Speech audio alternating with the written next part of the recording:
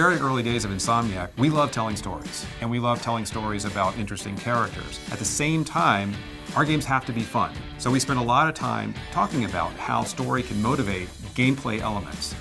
In Ratchet and Clank, when you are moving through the worlds and using brand new gadgets that you've earned, there's usually a story behind the gadget. And players realize that along the way, as they are leveling Ratchet up or earning more bolts to buy new weapons, they're also seeing Ratchet on an emotional arc.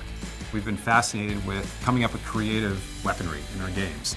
Disruptor was a good example of that. When we moved on to Ratchet after Spyro, we had an even better opportunity to really think outside of what most games do with their weapons. For us, that exercise of brainstorming on weapons is one of the most enjoyable aspects of game development, and we really do involve lots of people here at Insomniac so that we can come up with different weapons every time.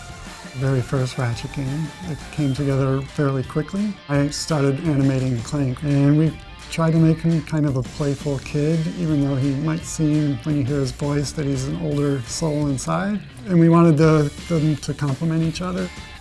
On Ratchet, we have these grind rails where the player jumps on and is kind of grind railing. A lot of that is a mixture of modular pieces, but they're twisting and winding. For an artist to create stuff like that, it's a little more complex, and to get that sort of smooth look, especially if the geometry is somewhat complex. In Maya, there's a great feature called Potion Path, and we use that to create geometry. It follows and constrains to that path, so we could literally create a spline and it'll follow that. Just so user-friendly, it's very powerful. It can do so much. The rigging of the characters has changed so much. It's so much more complicated, and Maya can handle, all of the new characters and deformers and everything that's required in today's, game industry. Maya is definitely the way to go.